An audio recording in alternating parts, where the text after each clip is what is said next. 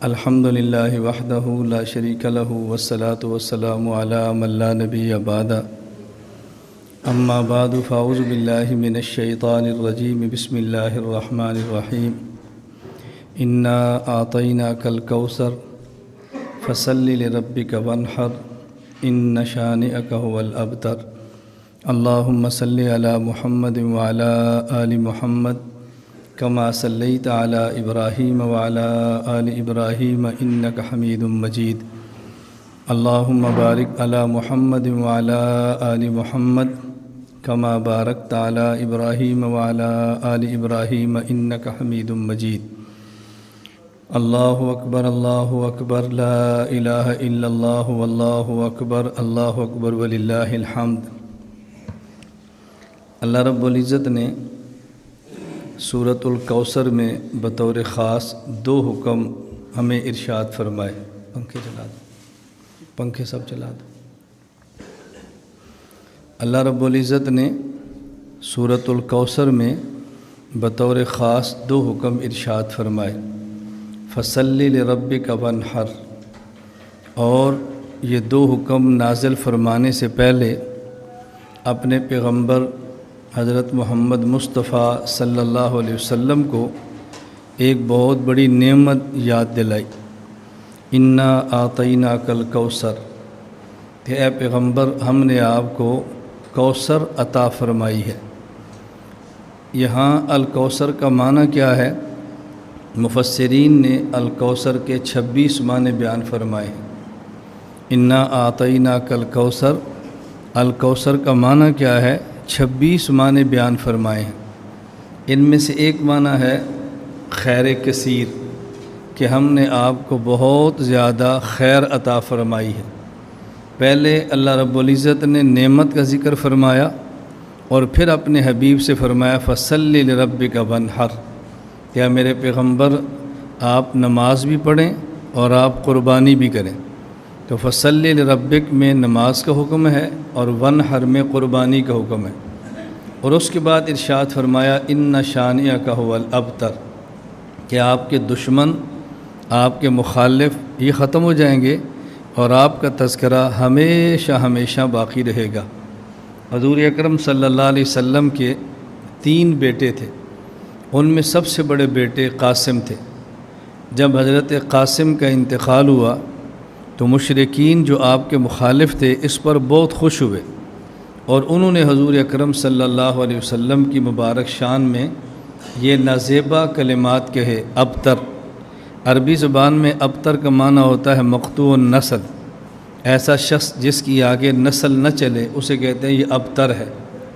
ہمارے ہاں اسی ابتر کا معنی بیان کیا جاتا ہے، کہتے ہیں اوتر نکھتر، یہ ابتر کا معنی ہے۔ جو ہمارے پنجابی میں کہتے ہیں کہ فلاں بندہ اوتر نکھتر ہے، عربی میں کہتے ہیں ابتر، کہ اس کی نسل نہ چلے۔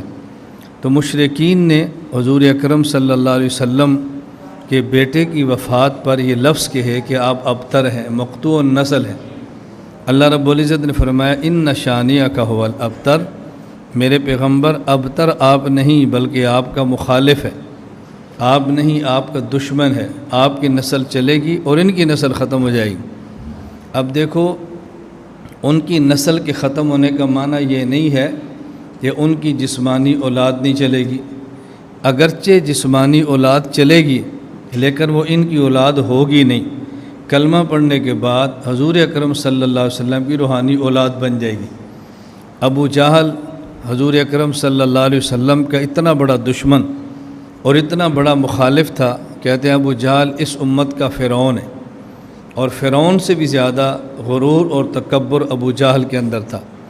اس لیے کہ جب فرعون کا آخری وقت آیا اور فرعون مرنے لگا، جب فرعون کو پانی کے غوطے لگے، اس وقت فرعون نے یہ بات کہی تھی کہ میں اس رب پر ایمان لاتا ہوں جس پر بنی اسرائیل ایمان لائے ہیں۔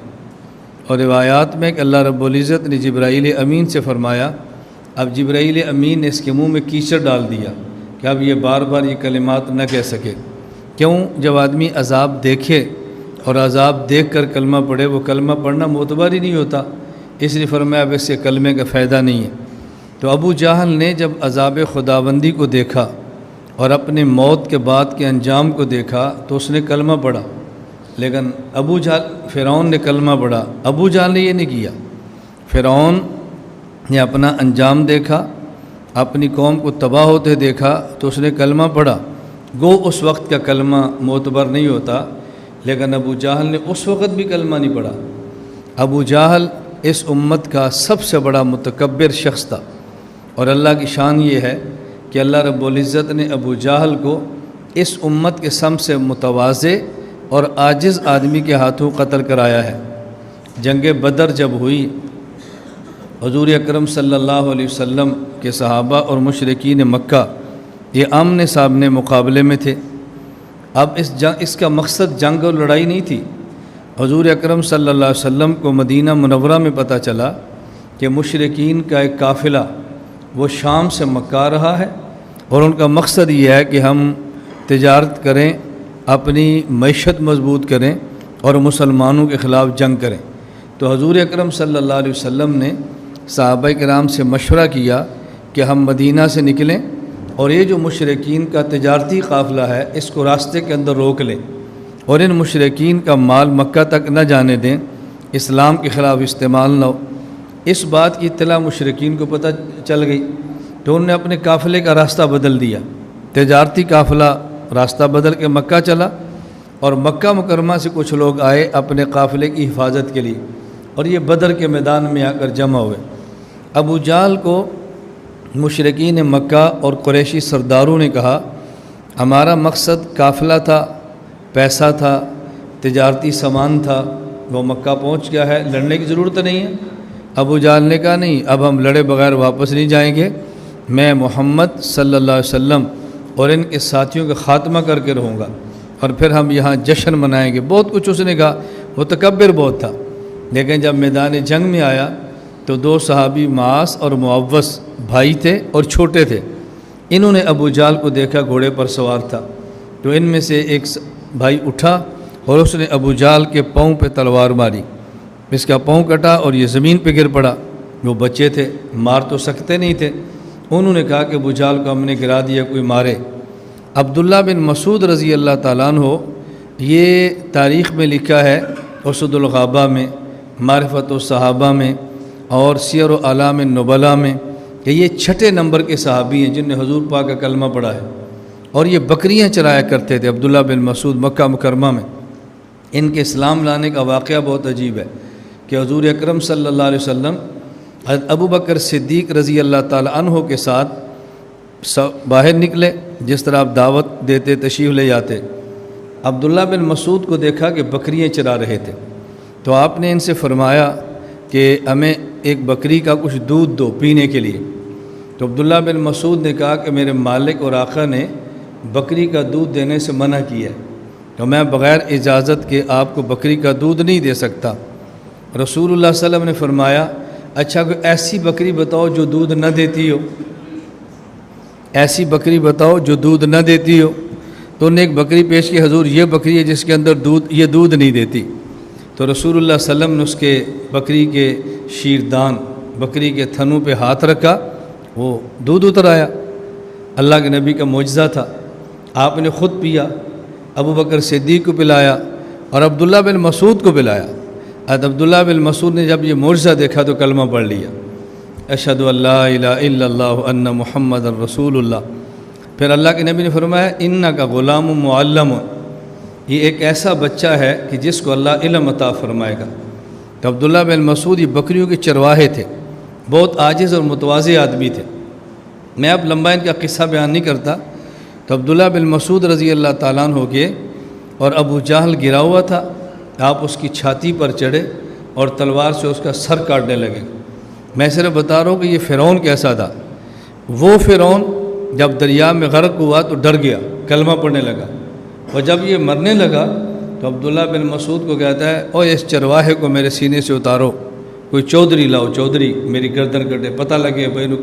اب مجھے لفظ کہتے شرم آتی ہے کہ آپ کے مولانا صاحب کیسی باتیں کہتے ہیں، میں آج کی زبان میں ترجمے اس کے کر رہا ہوں، میں سردار ہوں، سردار لاؤ، یہ کیا چرواہا میری گردن کاٹے گا۔ اب اللہ نے اس متکبر کی گردن متواضع عاجزی سے کٹوانی تھی، تو پھر یہ کہنے لگا اگر اسی نے گردن کاٹنی ہے تو میری گردن یہاں سے نہ کاٹو، نیچے سے کاٹو، جب لوگ سر دیکھے تو پتہ چلے سردار کا سر ہے، لمبی گردن ہے۔ یہ ایسا فرعون تھا۔ اور جب یہ مرنے لگا اور جہنم کا عذاب نظر آنے لگا تو اس ابو جہل نے کہا کہ جاؤ جا کے الیاذ باللہ الیاذ باللہ، اللہ ہم سب کی حفاظت فرمائے۔ اس نے کہا جاؤ محمد کو جا کر کہہ دو جتنی نفرت مجھے پہلے تھی آج اس سے بھی زیادہ ہے۔ اس طرح جہنم کا ایندھن یہ شخص بن گیا۔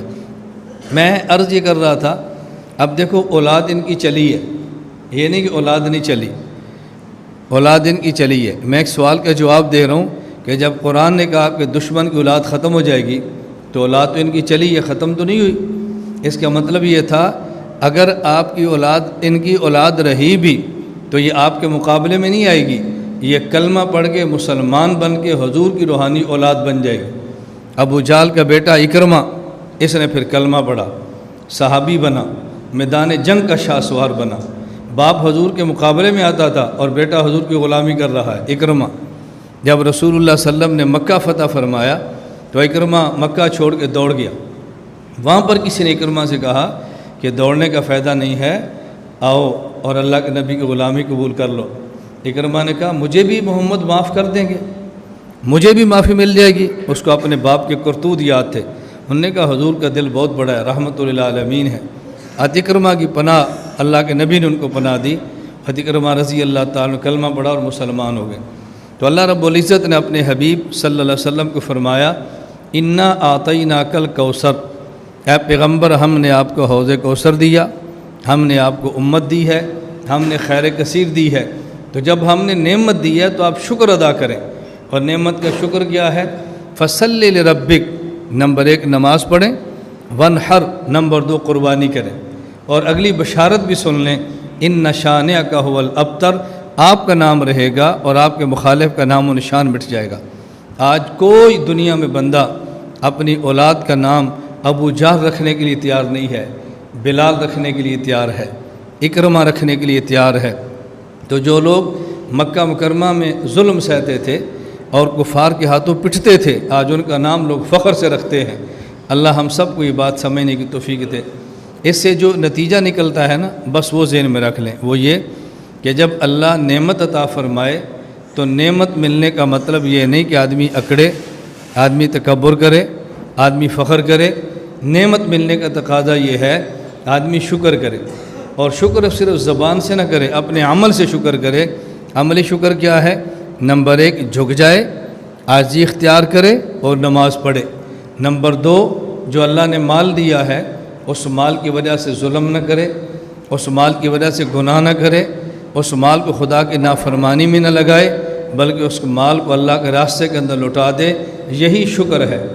نبی کریم صلی اللہ علیہ وسلم جب مکہ مکرمہ سے ہجرت کر کے رات کو چھپ کے نکلے، آپ کے سر کی قیمت لگائے گی کہ جو محمد کو زندہ الیاذ باللہ لائے یا آپ کا سر کاٹ کے لائے، اس کو 100 اونٹ انعام میں ملے گا۔ اللہ کے نبی چھپتے چھپاتے مدینہ پہنچے۔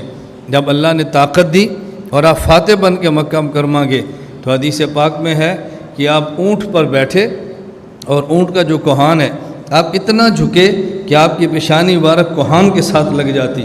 یہ حضور فخر نہیں فرماتے تھے، اللہ کا شکر ادا کرتے کہ اللہ نے مجھے آج یہ طاقت عطا فرمائی ہے کہ دیکھو میں مظلوم ہو کر نکلا تھا اور آج میں کس طرح آیا ہوں، اور آپ نے تمام مخالفین کو معاف فرما دیا۔